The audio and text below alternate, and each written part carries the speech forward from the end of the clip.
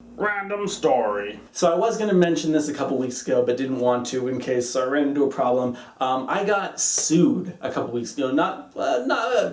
Sued. I got sued. I got sent an email basically saying that this company was going to sue me because I was using a picture that they claimed was theirs.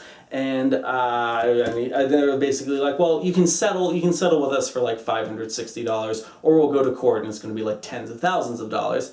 And at first I saw it briefly. I was like, this is spam. And then I was like, oh God, they're showing a picture of my website. Now the image that they apparently were suing me for, it was a broken link, but then they had another picture that was of my archive, and it was weird because it was like from blog.alexcoulombe.com, and it was a repost of something that I had done from Productive Commuter, which was another one of my blogs. And so it was like, am I in trouble for the repost? Or I couldn't figure out how this all worked.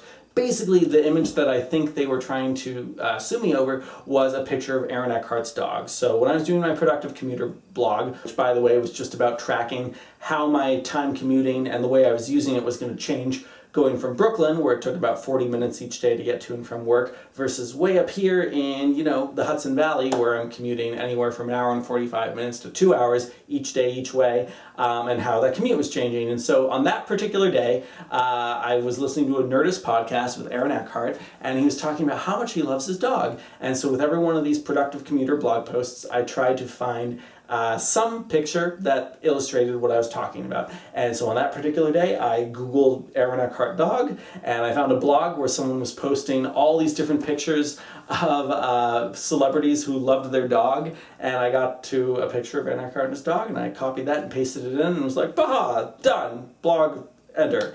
And so so they were suing me because they're saying they owned this image, and and it wasn't enough to take it down. And even if I took it down, they're like, we're going to sue you.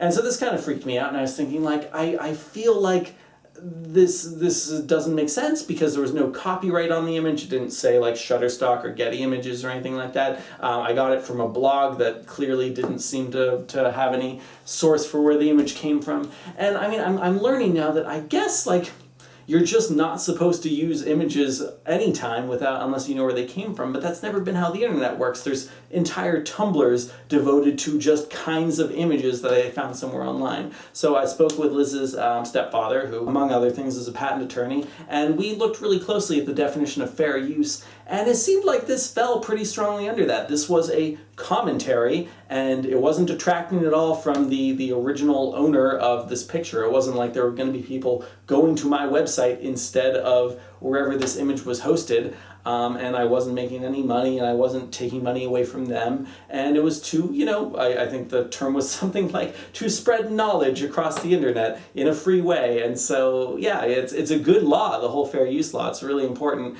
And so I basically sent an email back saying I'm fairly confident this falls under fair use, and here's my attorney's number if you want to talk to him. And thankfully this week they dropped it. They sent me an email saying we will not pursue any further action on this.